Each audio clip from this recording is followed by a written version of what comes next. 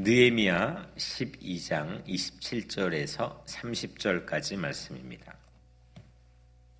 우리 같이 한 목소리로 우리 같이 느헤미야 12장 27절부터 30절까지 말씀을 같이 읽겠습니다.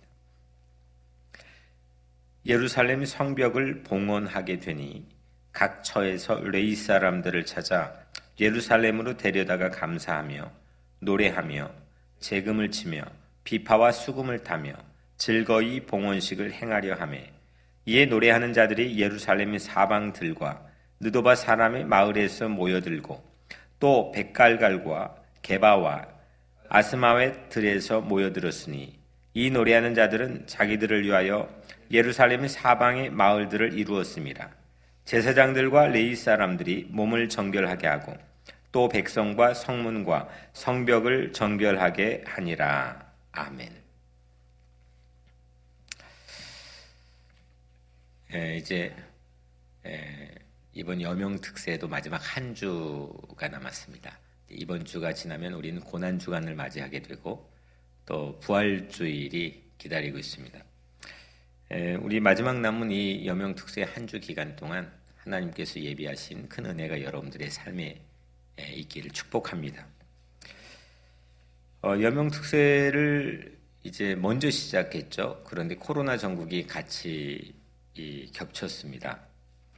여러분들은 이제 교회 성전 안에는 이제 지금 현재 오지 못하고 있습니다. 만약에 여명 특세마저 우리에게 없었다면 또 여러분들도 저도 또 어떻게 이 난국의 중심을 잡을까 생각만 해도 암담한 그런 상상이 듭니다. 느헤미야를 나누는 여명 특세, 이 여명 특세는 하나님께서 절망에 빠질 수도 있는 우리들에게 마치 산소호흡기와 같은 역할을 이번 특세 기간 동안 해주고 계신다라고 생각합니다. 5주가 지났고 한 주가 남았습니다. 온 교우가 느헤미야스러움, 이 느헤미야스러움에 중단하지 않는 전신갑주, 희망의 갑주를 입으시고 승리하는 여러분들의 삶이 되기를 축복합니다. 오늘은 큰 대지가 하나입니다. 큰 대지는 봉헌입니다. 여러분들 예상하시겠지만 오늘 우리 같이 읽은 본문 안에 봉헌식이 소개가 되고 있죠. 그래서 봉헌이 큰 대지이고 그 아래 작은 두 가지 대지가 하나는 시작이고 또 하나는 성별입니다. 시작과 성별입니다. 봉헌은 여러분들 익숙한 말이죠.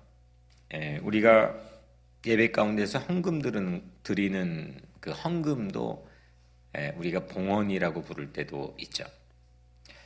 여기서 봉헌은 성벽을 52일 만에 예루살렘의 무너진 성벽을 52일 만에 완공하고 봉헌식을 드리는 그런 경우에서 말하고 있습니다. 느헤미야 6장에서 성벽 완공이 맞춰졌죠. 그리고 곧바로 봉헌식을 희한하게도 하지 않았습니다. 7장에서 인구조사했고 8장은 말씀 부흥의 역사가 일어났고 9장은 성경 안에 있는 하나님이 하신 세 가지 일들을 통해 찬양을 드렸고 10장에서는 언약의 갱신이 이루어졌습니다. 그리고 11장에 예루살렘의 이주 거주민들이 소개가 되고 있죠. 지난 우리 바로 전에 토요일 날에는 생존과 기억이라고 하는 12장의 첫 번째 말씀을 우리가 함께 보기 전까지는 우리가 이렇게 6장 완공한 다음에 7장부터 11장까지 이런 특별한 과정을 거쳤습니다. 그리고 오늘 12장에 와서야 봉헌식을 하게 되죠.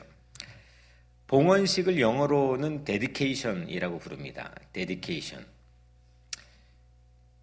헌신한다, 드린다. 이런 여러 가지 의미가 영어 안에 있죠. 우리 성경 안에 있는 이 데디케이션을 가리키는 봉헌이 히브리어로 두 가지 의미가 있습니다.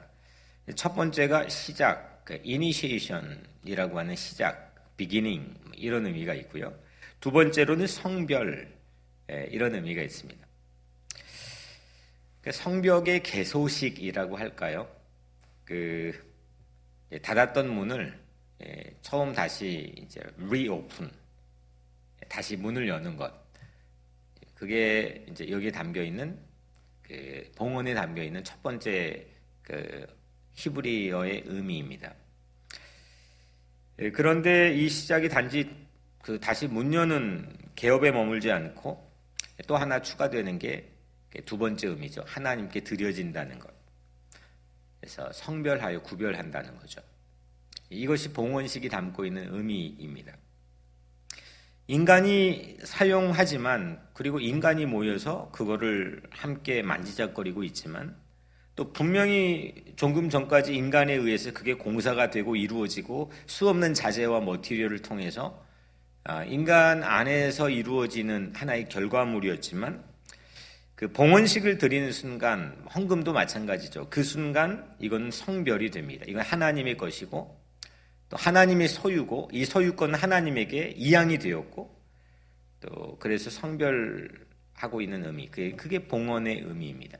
첫 번째는 뭐라고 그랬죠? 시작, 그 계시라고 하는 의미고요. 두 번째는 성별, 구별하여 드림, 이런 의미가 있습니다. 먼저 첫 번째 시작입니다. 봉헌은 시작입니다. 이니시에이션, 시작이라고 하는 우리 교회 올해 하나님께 주신 이 슬로건과 밀접한 연관이 있기도 하죠. 다시, again, 우리 올해 교회 표어죠. 다시 시작을 품을 수밖에 없기 때문에 이 다시라고 하는 말은 새로운 시작, 시작을 떼어놓고 생각할 수가 없기 때문에 오늘 이 첫 번째 봉헌이라고 하는 의미 자체는 올해 표 슬로건과 밀접한 연관이 있는 거죠. 코로나는 모든 걸 지금 중지하게 했습니다. 스탑하게 했습니다. 우리의 관계, 또 우리 하고 있는 일, 또 뭐 세상에 되어지는 모든 어떤 그 상황들, 이런 모든 것들을 스탑하게 했습니다. 중지하게 했습니다. 아무리 중요하고 엄중한 일일지라도 중지하게 했습니다. 그래서 여기에서 우리에게 중요하게 이제 도전이 있죠. 이게 우리 교회도 예배를 계속 중지하느냐, 계속 드리느냐. 그래서 온라인 예배로 전환을 했죠. 우리가 하고 있는 일이 뭐 직장에서 지금 임시적으로 아니면은 그냥 회사가 없어졌다는. 그래서 우리 이 일을 하느냐 마느냐, 이 회사를 계속 경영하느냐 마느냐, 내가 지금 해왔던 일들이 계속 갈 수 있는 거냐, 중지되는 거냐. 전 세계 많은 사람들이 관심 갖고 있는 것 중에 하나가 이 코로나 전국에서 이 스탑 중지라고 하는 엄청난 육중한 무게와 도전 앞에, 기로 앞에 서 있게 된다는 거죠. 거기에서 우리는 선택을 하게 되고, 이 국가 같은 큰 공동체 안에서 강제적으로 우리에게 행정명령을 내리기도 합니다. 느헤미야스러움에서 배운 것 우리가 한 가지는, 하지만 우리 내면에서 하나님께서 우리에게 맡겨주신 사명, 그러니까 또 우리가 하나님 안에서 살아가는 어떤 아이덴티티, 정체성이죠. 그거는 우리가 도무지 중지할 수 없다. 이게 느헤미야스러움입니다. 어떤 상황에서도 우리는 중지하지 않는다. 상황과 환경이 어떻게 바뀌었을지라도 내 마음에 주님을 향한 사랑과 주님의 전을 향한 마음, 그리고 하나님께서 이 땅에 살아가도록 인도하신 그 은혜 가운데에서 우리가 해야 될 사명, 이거는 중지될 수 없다라고 하는 것이 느헤미야스러움에서 우리가 보고 배우는 하나의 중요한 교훈입니다. 오늘 27절 첫 번째 우리가 읽은 절의 첫 부분이죠. 예루살렘의 성벽을 봉헌하게 되니, 얼마나 감격스러웠겠습니까? 드디어 성벽을 봉헌하게 됩니다. 그러니까 성벽이, 이 말은 본격적으로 다시 시작하게 되는 거죠. 뭐 그동안 성벽을 완공 다 틈이 없이 메웠지만 본격적인 개소식은 하지 않았습니다. 오늘 봉헌을 하게 되면서 드디어 문을 여는 겁니다. 당시 이 성벽이 완공되기 전에 느헤미야의 처음 소개한 그 느헤미야에게 들려졌던 성벽의 형편을 우리가 함께 나누었죠. 느헤미야는 늘 형편에 대해서 관심과 또 귀 기울이는 그런 모습이 우리가 느헤미야 처음 시작하면서부터 나눴던 중요한 하나의 메시지였습니다. 성벽의 형편이 어떠했느냐? 느헤미야 2장 3절에 보면 황폐하고 성문이 불탔사오니, 황폐했다는 겁니다. 황폐한 거는 쓸모가 없어졌다는 겁니다. 유명무실해졌다는 겁니다. 황폐했다는 건 아무 가치가 없어졌다는 거죠. 그냥 황량한 겁니다. 아무것도 아니게 되었다는 겁니다.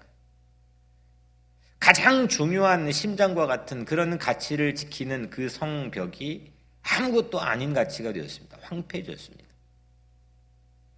그리고 성문이 불탔습니다. 그걸 출입을 관장했던 성문 게이트가 불이 타서 없어졌습니다. 이런 황폐하고 불탄 성벽이 오늘 드디어 봉헌이 되었습니다. 그리고 다시 시작을 합니다. 감개무량하죠. 그때 당시 우리가 만약에 그 성벽 위에 같이 서 있다고 생각해 보십시오. 얼마나 가슴 떨리고 감개무량이 되겠습니까? 스카이라인도 바뀐 겁니다. 예루살렘의 스카이라인이 천지개벽이 일어난 겁니다. 140년 동안 없던 스카이라인이 새로 생겨난 겁니다. 성벽이 다시 시작하는 그 순간 끝없는 감동이 그들 모두에게 밀려왔겠죠.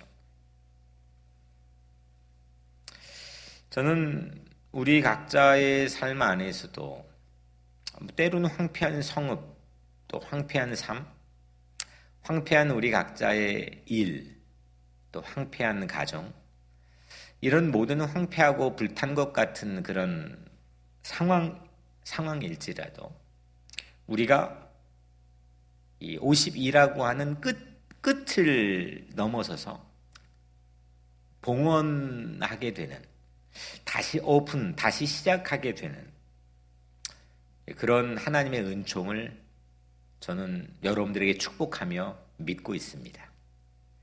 하나님께서 여러분들에게 봉헌의 역사를 또 예비하신 줄로 믿습니다. 또 이루어 주실 줄로 믿습니다. 코로나로 인해서 황폐한 부분이 봉헌의 기적을 이루게 해주실 날을 저는 믿습니다.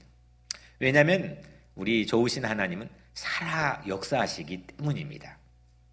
이 믿음을 상실한다면 오늘 우리가 지나고 있는 이 고난은 모두 헛것이 될 것이고, 설령 다행히 끝에 도달했다고 치더라도 이 코로나가 다 사라지고 우리 그 끝에 잘 서바이브하고 도착했다고 할지라도 이 믿음을 상실한다면 그때 봉헌이라기보다는, 다시 시작이라기보다는 결국 본래 그대로 반복에 불과할 것입니다. 그래서 오늘 이 봉헌 첫 번째 의미, 시작, 다시 시작, 이걸 여러분들 꼭 하나님의 은총으로 믿고 확신하고 오늘 하루를 살아가게 되기를 주님의 이름으로 간절히 축복합니다. 봉헌이 시작이라고 그랬죠. 다시 시작하면 어떻겠습니까? 기분 좋죠. 신나죠. 설레고 흥분되고 감동이 되죠. 오늘 이 봉헌이 시기의 첫 번째 광경은 축제입니다. 페스티벌입니다. 즐거운 축제. 27절 예루살렘의 성벽을 봉헌하게 되니 각 처에서 레위 사람들을 찾아 예루살렘으로 데려다가 감사하며 노래하며 제금을 치며 비파와 수금을 타며 즐거이 봉헌식을 행하려 하매 했습니다. 봉헌식을 위해서 레위인을 초청했습니다. 레위인이 누구입니까? 하나님께서 그 성전을 지키고 돌보기 위해서 따로 성별해 놓은 그런 특별한 사람들을 레위 지파에 속한 레위인이라고 부릅니다. 레위인의 업무 중에 중요한 업무, 제가 4가지 업무는 설명했지만 그 중에 중요한 업무가 뮤직입니다. 뮤직. 아주 중요한 그들의 사명이죠. 음악, 찬양, 노래. 이게 그들에겐 매우 중요한 사명입니다. 그래서 오늘 말씀에 감사하며 노래하며 보컬이 있는 거죠. 그리고 재금을 치며, 재금은 타악기입니다. 심벌즈인데, 비파와 수금을 타며, 비파와 수금은 현이 있는 현악기입니다. 봉헌식을 드리기 위해서, 다시 시작하기 위해서 뮤지션들이 총동원됐습니다. 음악은 묘하게 사람 마음을 읽어주죠. 내가 어떤 상태인지, 내가 어떤 마음인지, 이거를 음악, 뮤직이 읽어줍니다. 또 음악은 사람이 하나님의 마음도 있게 하죠. 그냥 내 마음에 머물게 하지 않고 하나님의 마음을 또 리딩하게 해줍니다. 하나님의 마음이 어떤지, 하나님은 나에게 어떤 걸 원하고 계시는지, 나를 바라보며 어떤 마음이신지. 그래서 이 찬양, 뮤직이라고 하는 것은 하나님과 우리의 중요한 이 언어가 아닌 새로운 소통의 방법이죠. 또 하나님께서 우리 마음을, 하나님께 우리 마음을 전달하는 길이기도 하죠. 내 마음이 하나님 어떻습니다. 시편에 쭉 나와 있는 그런 시들의 상당한 많은 부분이 하나님, 내 마음이 하나님을 향해 이런 마음입니다. 이렇게 길을 열어주는 역할도 합니다. 그날 성벽에서는 그렇게 악기가 동원되고 이 보컬, 노래하는 사람들이 목청터절하고 소리를 내어서 하나님의 찬양을 드리죠. 이유가 왜 그들이 모였어요? 레위인의 이 노래하는 사람들, 찬양대가 왜 함께 모여가지고 그 성벽 봉헌식에 찬양을 했느냐? 이유가 하나입니다. 이유가 하나인데 그게 뭐냐? 예루살렘으로, 레위 사람들을 찾아 예루살렘으로 데려다가 뭐냐? 감사하며입니다. 감사하며 노래하며 재금을 치며 Thanksgiving으로 영어로 되어 있습니다. Thanksgiving. 감사를 giving하는, 주는 거죠. 추수감사절만 감사가 아니라 그날 성벽 봉헌식 안에서 이 감사의 드림이, 감사를 나눔이 있었다는 겁니다. 하나님, 우리가 어떻게 이렇게 성벽 공사를 완공할 수 있었겠습니까? 하나님 너무 감사합니다. 이게 하나님의 은혜이고 하나님의 도우심입니다. 이걸 고백하고 노래하였다는 거죠. 하나님께 감사 없이 노래한다는 것. 하나님, 정말 내가 하나님께 감사합니다. 이 감사한 마음이 없이 노래하고 찬양하는 것. 이거는 봉헌에서 의미가 nothing, 없는 거죠. 아무리 박자와 음정이 최고 수준에 도달했을지라도 하나님께 다시 시작하는 이 거듭남에 대한 감사. 하나님, 내가 다시 시작할 수 내 삶을 다시 시작할 수 있는 거듭남을 주셨습니다. 하나님, 우리가 다시 시작할 수 있는 희망을 갖게 되었습니다. 하나님, 너무너무 감사합니다. 이거 전적인 하나님의 은혜이고 은총입니다. 이 감사 없이는 그냥 단지 노래일 뿐이지 찬양이 될 수는 없는 거죠. 찬양은 감사가 터져 나오는 것이고 은혜가 차고 넘쳐야 되는 겁니다. 우리 교회 모든 성도들이 감사의 찬양을 드릴 수 있는 봉헌자가 되기를 축복합니다. 특히 우리 교회에 찬양하는 분들이 많이 있죠. 뮤지션들도 많이 있습니다. 하지만 우리가 세상에서 공부한 뮤지션들에 그치는 건 세상에서는 할 수 있죠. 하지만 여기에서는 그 뮤직 공부를 하지 않아도 하나님 찬양을 드릴 수가 있습니다. 그리스도께서 나에게 새로운 거듭남의 기회를 다시 시작할 수 있는 이 놀라운 하나님의 자녀됨의 특권의 은혜를 우리가 체험했다고 한다면 우리 모두가 하나님 나라의 뮤지션이 되는 거죠. 그래서 우리 교회 모든 찬양하는 분들, 특별히 레위지파처럼 성별하여 구별하여서 우리 교회에 찬양하는 분들, 그분들 또한 오늘 다시 세워진 이 봉헌자, 하나님께 앞에서 다시 시작할 수 있는 그런 봉헌자로 세워지게 되기를 주의 이름으로 축복합니다. 28절 29절 이에 노래하는 자들이 예루살렘의 사방들과 느도바 사람의 마을에서 모여들고 또 백길갈과 게바와 아스마웻들에서 모여들었으니 이 노래하는 자들은 자기들을 위하여 예루살렘의 사방의 마을들을 이루었음이라. 진짜 감동적인 장면 아닙니까?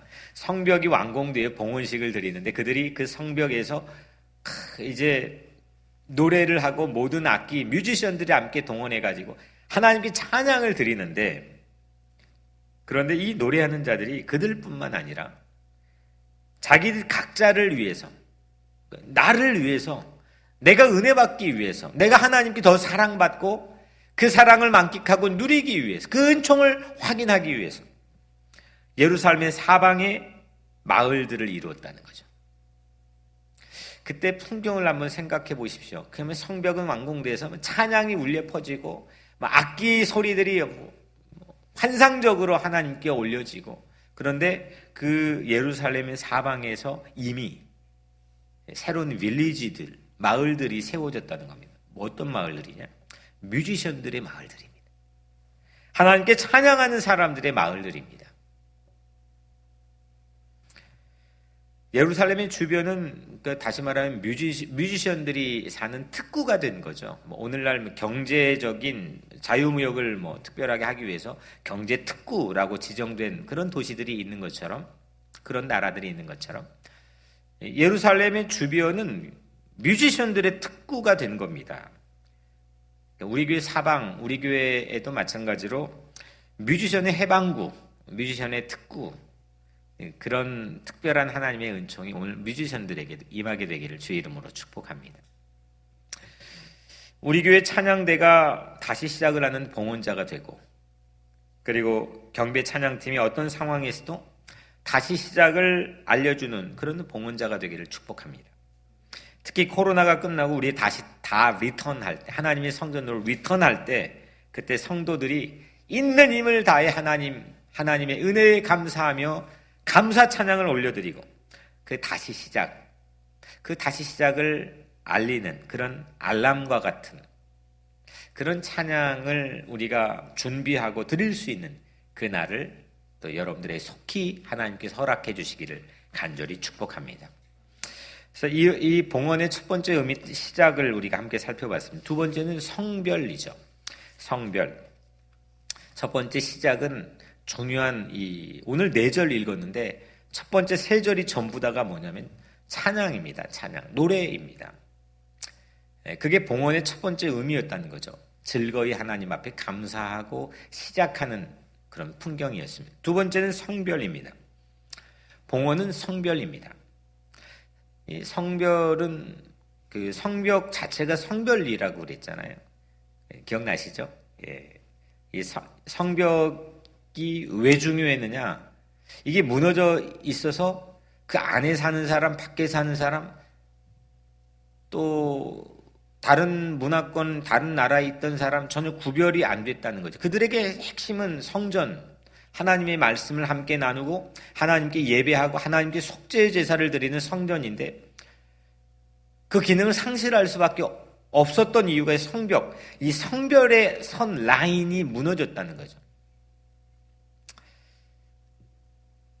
근데 오늘 이 하나님께 그 성벽의 완공을 기념해 드리는 봉헌식에서도 그 두 번째 봉헌의 의미는 성별입니다. 봉헌은 성별은 성스러운 것, 성스러운 것으로 따로 떼어 구별하는 것. 그래서 하나님의 소유권을 인정하고 하나님의 것입니다. 하나님께 드리는 것. 보통 우리가 헌금을 이야기할 때 이런 의미를 담아 생각을 하죠. 드리는 거죠.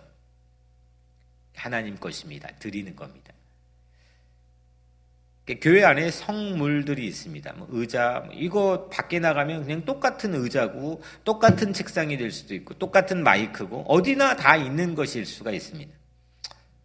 그런데 이 교회 성전에 오게 되면 성별, 성스러운 것으로 떼어 구별을 하죠.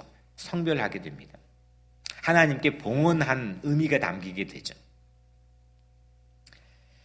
30절 오늘 마지막 절에 제사장들과 레위 사람들이 몸을 정결하게 하고 또 백성과 성문과 성벽을 정결하게 하니라.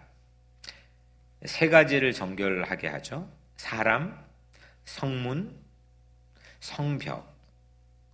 이걸 정결하게 하는 것이 봉헌식의 두 번째 중요한 의미가 되는 겁니다. 봉헌식의 날은 다시 말하면 대청소의 날입니다. 청소하는 날, 정결하게 하는 날.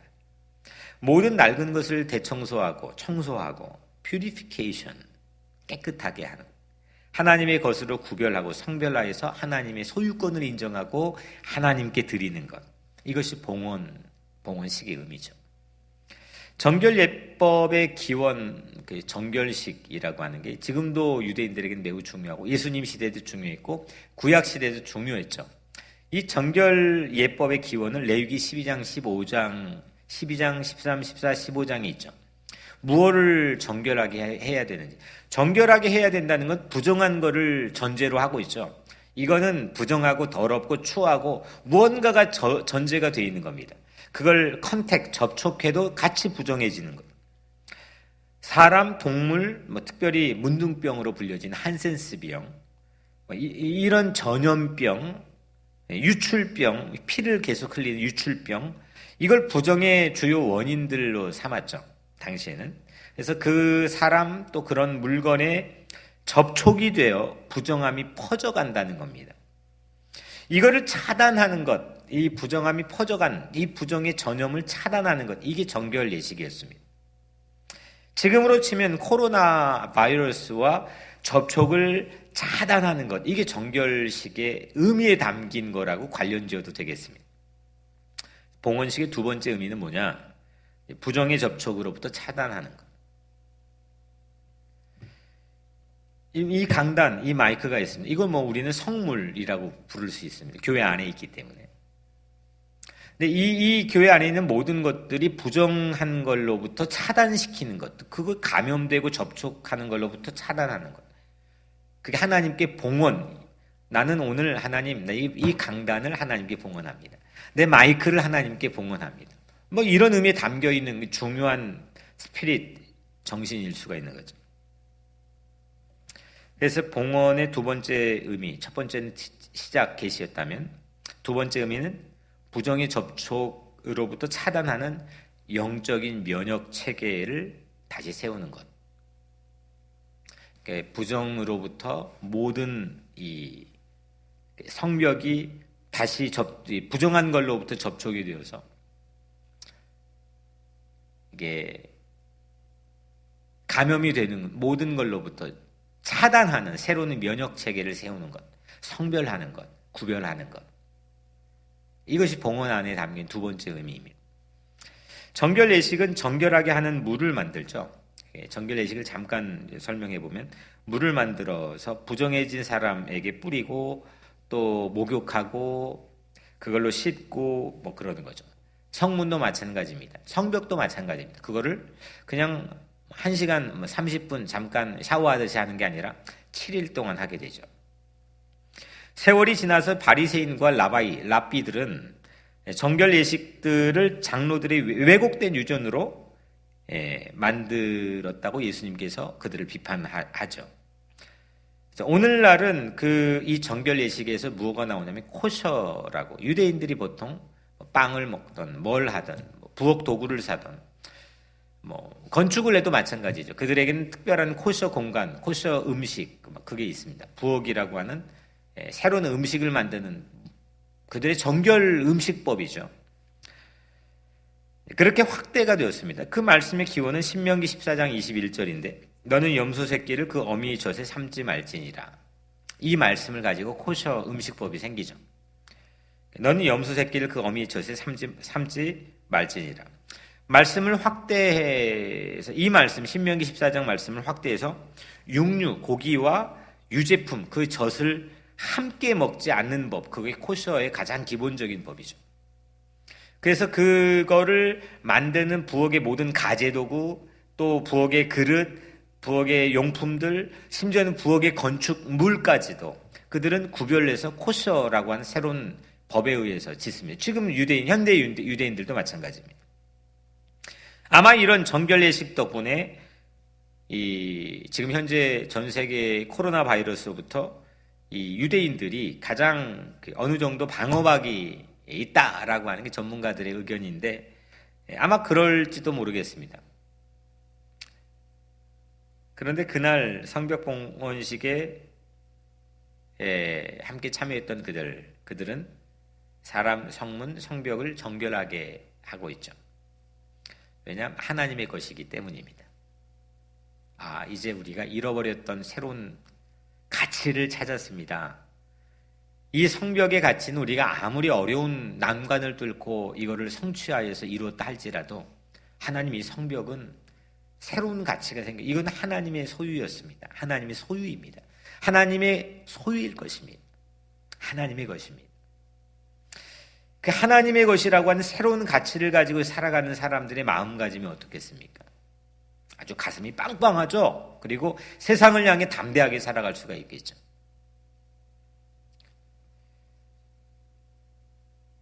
그래야만 드림이 가능해집니다. 이게 하나님의 것이라고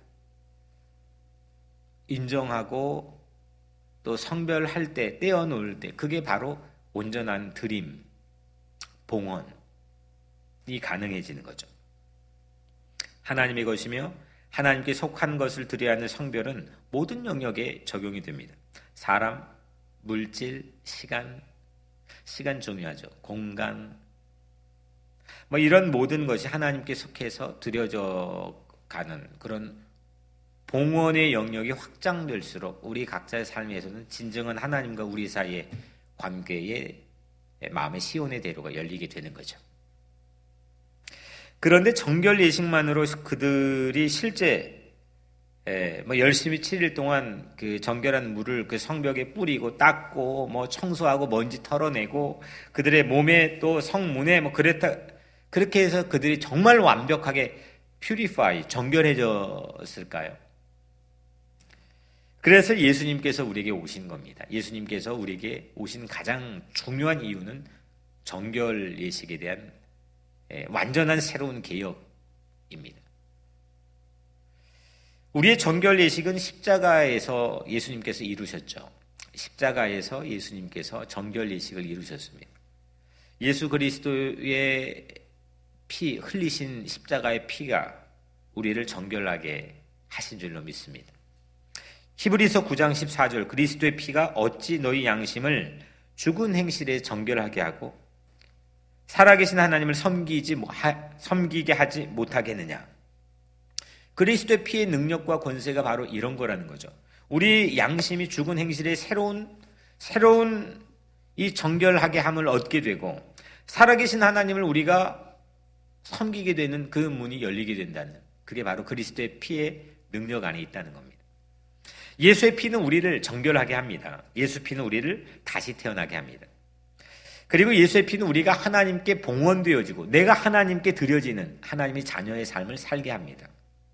성벽은 완공되었다는 자체만으로 봉헌되지 않습니다.